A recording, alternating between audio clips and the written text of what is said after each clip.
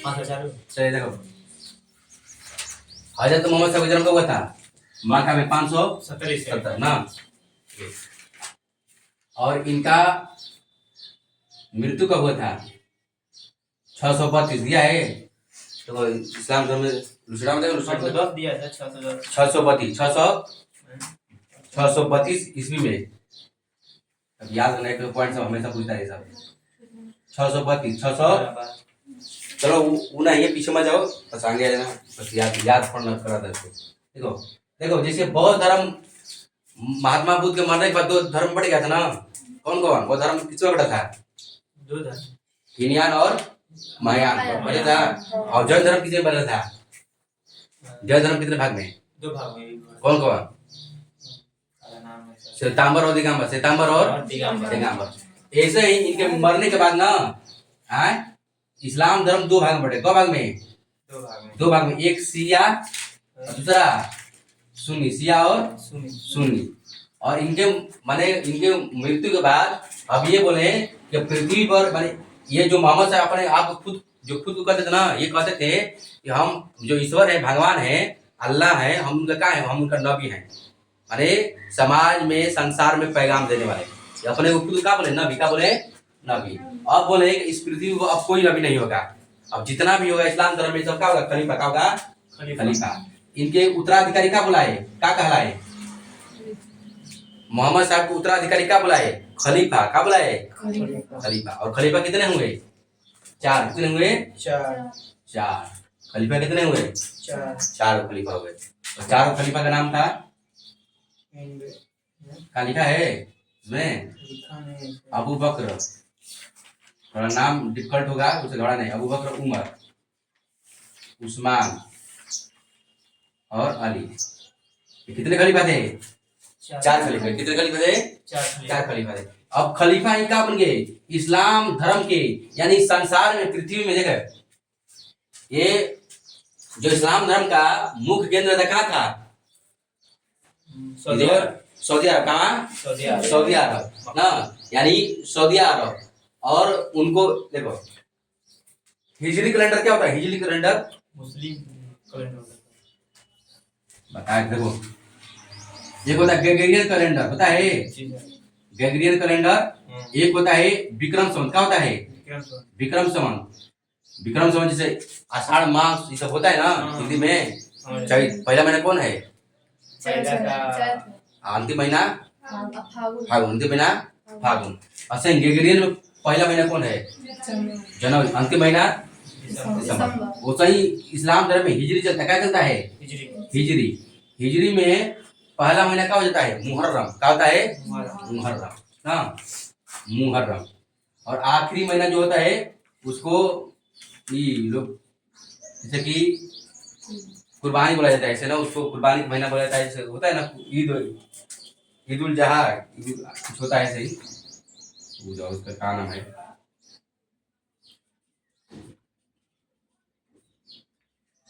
ईद उल अजहा बोला जाता है उसे, कुछ ऐसा ही मैंने उन लोग का है महीना।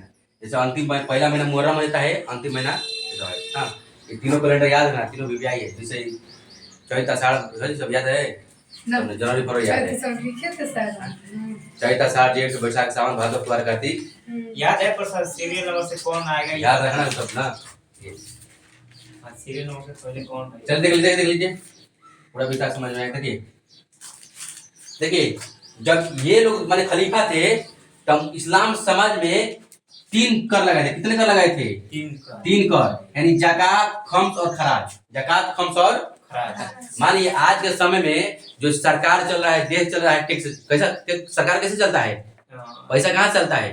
जीएसटी से ना। जीएसटी से टैक्स आता है। मानिए यहाँ से जाइएगा मोहनिया, बिना हेलमेट का फाइन मार देगा 1000 रुपये। कहाँ जाएगा? सब जाएगा 1000 रुपये। कहाँ जाएगा? सरकार के चुका में जो बोलते हैं खजांची में जाएगा। अब पहले के समय क्या था? पहले के समय कुछ नहीं था, बस खेती था, जमीन था, जो धन होता था उसी पर। एक जकात, जैसे इस्लाम धर्म में 5 पिलर है, 5 पिलर में एक चीज माना जाता है जकात। जकात देना क्या है? अनिवार्य है। इस्लाम धर्म में लोग यानी 100 रुपया कमाते हैं, 100 रुपया कमाते हैं, उसमें 2.5% 2.5 रुपया जकात देना श्योरली एकदम 100% अनिवार्य है, कंपल्सरी है उनका। अमीर हो या गरीब हो, कोई भी व्यक्ति हो, और घर में छोटा भी बच्चा है तो उसके नाम पर भी जकात दिया जाता है।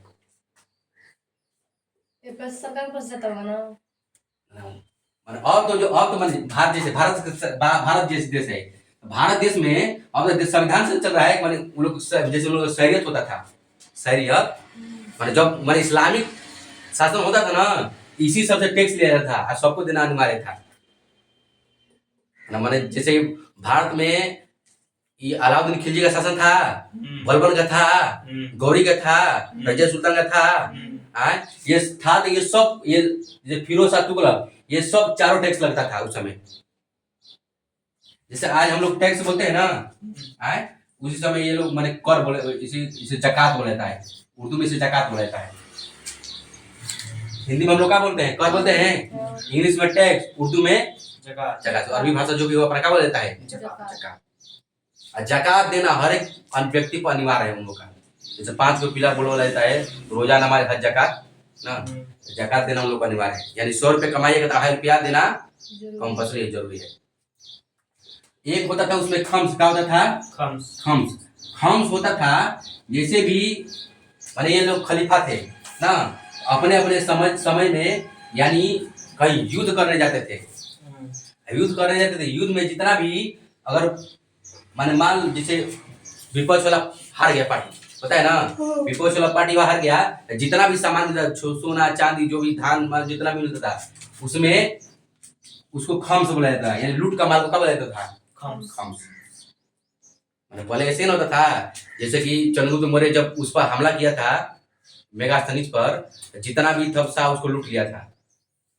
माने जो बोला कि माने राजा हार गया तो साम्राज्य अपना मिला लिया ना, साम्राज्य अपना मिला लिया। जितना भी साम्राज्य में सब धन संपत्ति हो गया, सब इसका हो गया। पहले युद्ध ऐसा ही होता था। तो सर मेगास्थनीज से हमला किया था। हाँ, माने चंद्रगुप्त मौर्य मेगास्थनीज को हराया था, 4 गो प्रांत जीता था। 4 गो प्रांत जीता था, जीतने के बाद उस 4 गो प्रांत दे दिया चंद्रगुप्त मौर्य को। प्रांते नहीं दिया था, उस प्रांत में जितना भी धन माने खेती होती, जितना भी लोहा सोना वो सब 4 गो राज्य दे, चारों राज्य में सब कुछ ना है, कुछ होता ना, वो उसमें होता ना। जैसे आजकल सरकार बालू से टैक्स ले रहा है। माने बताइए सरकार का नदी है और इससे सरकार पैसा कमा रहा है, एक टाली पे इतना पैसा कमा रहा है ना। तो सही उस एरिया में जितना भी अरे सब जमीने से निकलता है, कहीं धान निकलेगा, कहीं लोहा निकलेगा, सोना निकलेगा, टीना निकलेगा, कहीं शीशा निकलेगा। अब जिसका हो गया उसका हो गया। पत्थर से सीमेंट बनता है। ये खम्स क्या होता था? लूट का माल। क्या होता था?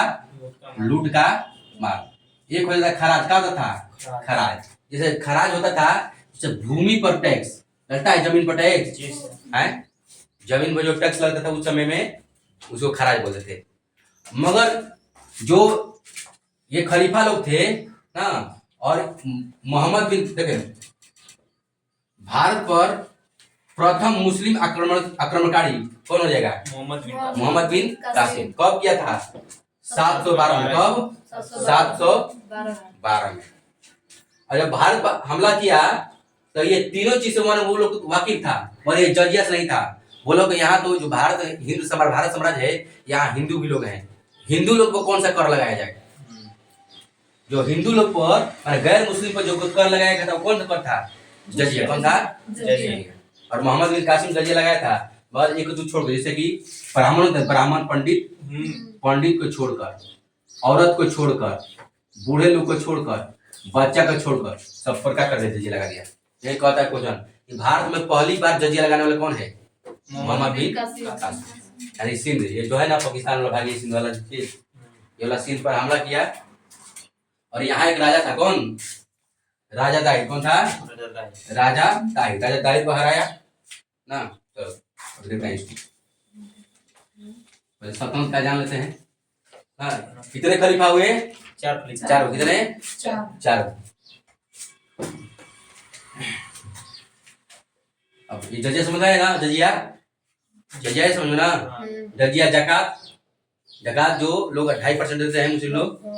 खम्स क्या होता है? लूट का माल। क्या होता है? लूट का माल। लूट के माल में इसमें भी होता है, आगे बताएंगे अलग अलग। जैसे लूट के माल में 20% राजा रखता था, और 80% जो टैक्स होता ना, ये सेना में बांट देता था। तो उस समय ये नियम था इस्लामी का कि सभी लोग, सेना जा रहा है, जितना भी लूट का माल हुआ ना, उसमें 20% राजा को रखना है, यानी खलीफा को रखना है देश चलाने के लिए, और 80% जितना भी धन है, जितना भी सेना किया है, सबको सेना में बांट देना है, 10 रुपये 5 जो भी है ना, बांट देना है।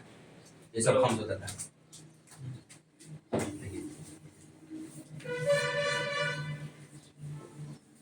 ये सब आगे सब आएगा।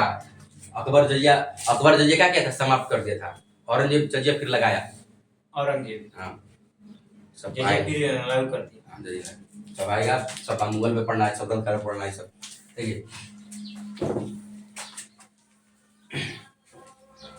कह देगा कि भारत पर प्रथम मुस्लिम आक्रमणकारी कौन था?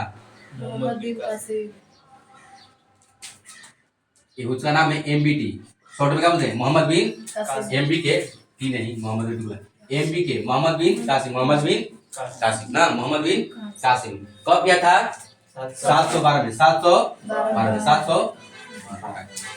देखिए ये कहाँ का था, अरब का कहाँ का था, ये कहाँ का था, अरब का कहाँ का था, अरब का। यही क्वेश्चन कर देगा कि भारत में प्रथम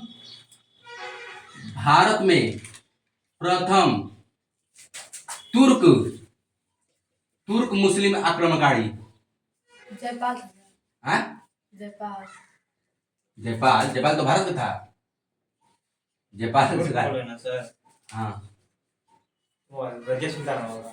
नहीं ना, मोहम्मद गौरी है सर, गजनबी है, गौरी। हाँ, मोहम्मद गजनवी के पिता थे। हाँ, ये कहा कि तुर्क थे, यानी ये अफगानिस्तान, तुर्क किसे बोलते हैं, जो अफगानिस्तान वाला भाग होता है, इसे तुर्क भाग बोला जाता है। यानी भारत में प्रथम तुर्क मुस्लिम आक्रमणकारी कौन थे? तो सुब्तुगीन थे। सुब्तुगीन कौन थे? सुब्तगीन थे, अलतगीन का दामाद शायद गुलाम, ऐसा कुछ। देखिए सुब्तगीन कह देगा तो ये मोहम्मद बिन इसके, नहीं सर यही थे, अरे अलतगीन का दामाद। मोहम्मद गजनवी के पिता थे ये इसके। हाँ पिता थे उनका, और उनका दामाद भी थे अलतगीन हाँ का।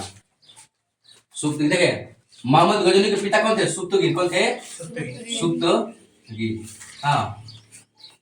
प्रथम तुर्क मुस्लिम आक्रमणकारी कहा जाता है सुब्तगीन, कौन बनेगा?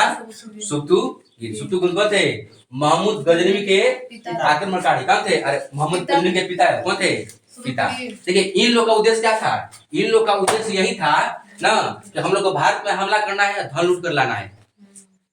इन लोग का उद्देश्य ये नहीं था कि हमको सत्ता वहां जमाना है, यानी अब वहां गद्दी संभालना है ना। इसके बाद मोहम्मद गजनवी आया, कौन आया?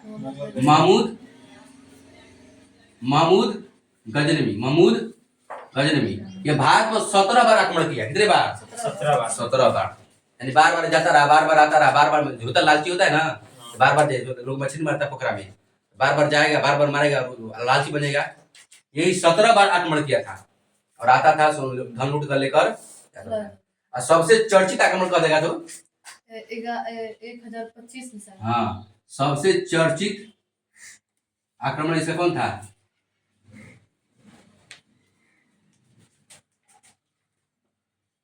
1025 में सोमनाथ मंदिर का क्या कहता लूटा था?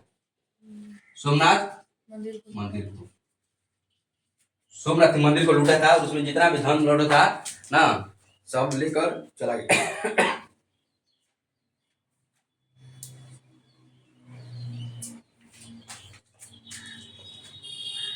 सोमनाथ मंदिर कहाँ है? ऐसा तो सोमनाथ मंदिर कहाँ है? सोमनाथ मंदिर कहाँ है? गुजरात में। हाँ, ये सोमनाथ मंदिर कहाँ है? गुजरात में। कहाँ है? गुजरात में। सोमनाथ मंदिर कहाँ है? गुजरात में। कहाँ है? गुजरात में।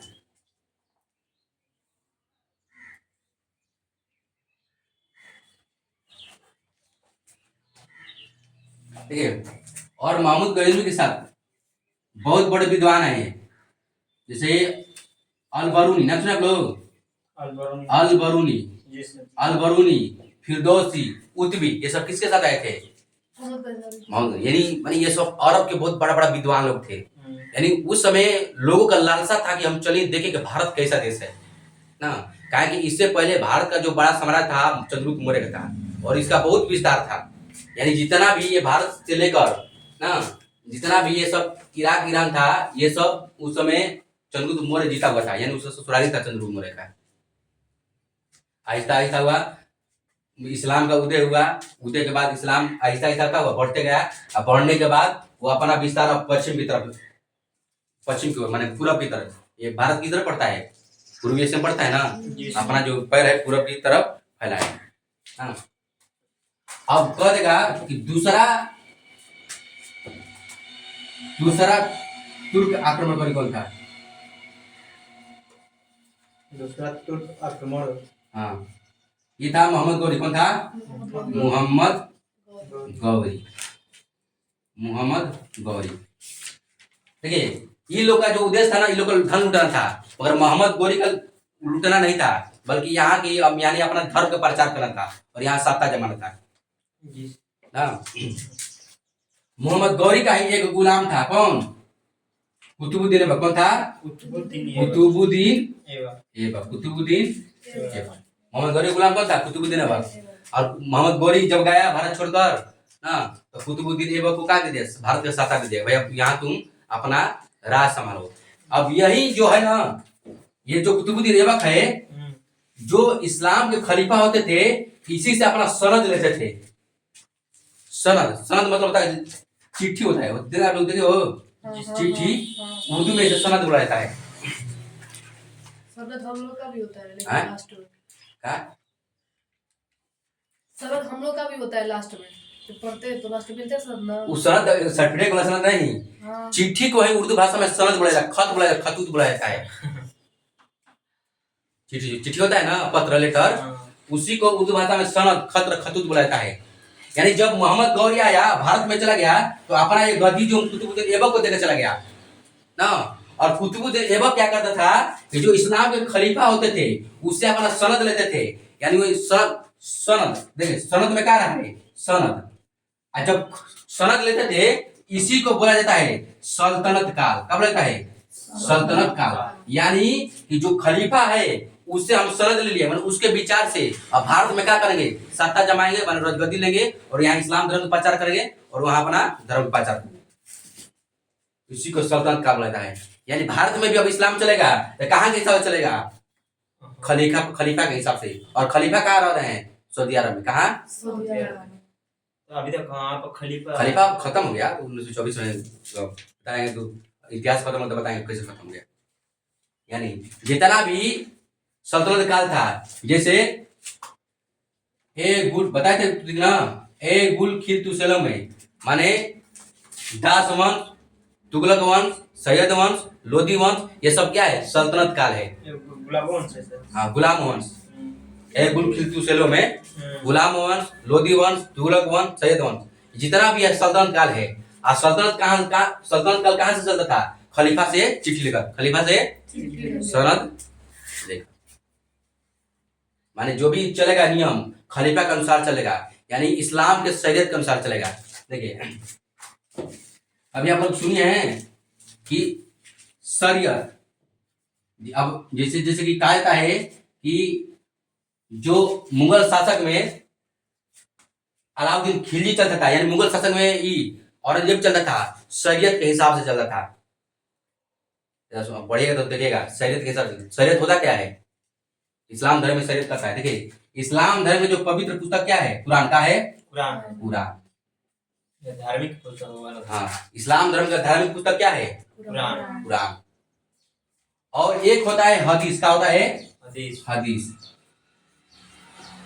देखिए, कुरान जो माने इस्लाम धर्म के संस्थापक हजरत मोहम्मद साहब पर नाजिल हुआ था, वह ना माने उनको बताया गया कि संसार को कैसे चलना, कैसे, उसमें सब व्याख्या किया गया उसमें।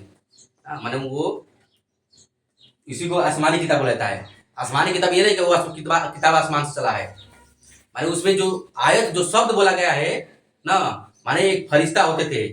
मोहम्मद साहब बताया कि हम पे एक फरिश्ता आते थे जिब्रील, और बताते थे, शब्द कहते थे, उसको हम सुन लेते थे, हम दूसरे के पास बोलते थे तो वो लिखा गया है। इसी को आसमानी किताब बोला था, कुरान जो इस्लाम का पवित्र पुस्तक है। और हदीस वो होता था जो उनके समय में लोग थोड़ा आप लोग को डिफिकल्ट होगा मगर समझिएगा। हदीस होता है ना, ये जब मोहम्मद साहब जब जिंदा थे तो उनके बड़ा बड़ा लोग थे, मतलब विद्वान थे, वो किताब लिखते थे, उसी को हदीस बोला जाता है। मतलब कैसे रहना, कैसे चलना, का नियम होगा। और जब दोनों में से निकाल कर जो एक नियम बनाया गया है उसे क्या बोला जाता है? शरीयत। कब बोला जाता है? शरीयत बोला जाता है। और कुरान से और हदीस से जो रूल, देखो शरीयत को बोला जाता है रूल, क्या बोला जाता है? इंग्लिश में रूल बोला जाता है, नियम बोला जाता है। नियम कुरान से और हदीस से जो लिया गया है उसे क्या बोला जाता है? शरीयत। ये सल्तनत काल में कितना भी जो भी बादशाह होंगे, अलाउद्दीन खिलजी, बलबन, फिरोज शाह तुगलक, ये सब शरीयत के हिसाब से कुछ कुछ लोग चलेंगे। कहाँ चलेंगे? खलीफा से सनद पत्र लेकर, खलीफा से सनद पत्र लेकर, और खलीफा पत्र में जितना भी जजिया जकात खम्स खराज सब लगाएंगे, है ना। भारत में अपना अपना। और कगो सब निकालता? 5 गो। कगो? 5 गो ना। इसका ट्रिक लिखा थे, ए गुल हिल टू सैलो में ना, यही ना। सैलो में देखिए, गु से गुलाम वंश, गु से गुलाम वंश, ल से लोधी वंश, ल से स से सैयद वंश, स से तू से तुगलक वंश, तू से अच्छा, खिल से खिलजी वंश, हाँ। गु से गुलाम वंश, ल से लोधी वंश, खी से खिलजी वंश ना, और तू से तुगलक वंश, स से सैयद वंश। 5 हो गया ना। ये सब 5 गो अपना सल्तनत काल दिल्ली की गद्दी पर बैठा था। उसके बाद लोधी वंश समाप्त हो गया। उसके बाद मुगल आ गए। मुगल आ गए तो मुगल खलीफा से सनद पत्र लेकर, मुगल क्या करे, जैसे ये लोग खलीफा कराते, ये लोग सल्तनत, ये लोग सुल्तान कराते थे। अब मुगल वाला को अपने को क्या कहे? बादशाह कहे। हम लोग क्या है? हम लोग बादशाह है। हम लोग खलीफा की बात नहीं मानेंगे। ये लोग खलीफा थे, वो लोग खलीफा नहीं थे। मुगल वाले जितना भी थे ना, वो लोग बादशाह थे। मुगल भी तुर्क था। मुगल भी कहाँ का था? तुर्की का था। और वो खलीफा के हिसाब से नहीं चलता था, वो अपने हिसाब से चलता था, अपने नियम कानून से। वो उसका भी उद्देश्य था भारत पर मैंने लूट मनाया, मगर लूटने आया, मगर फिर क्या है, वहां सत्ता जमा लिया अपना। मैंने ऐसा ऐसा क्या कर दिया, मैंने बाबर तो खुद आया नहीं था, बल्कि बाबर को बुलाया गया था। जो अंतिम यहाँ सल्तनत का अंतिम था लोधी मन, इसका कुछ विवाद हो गया, चाचा के उसका भतीजा ही बुला दिया उसको, बाबर को। चलिए अब शुरू होगा आप लोग का काम है। चल देखिए,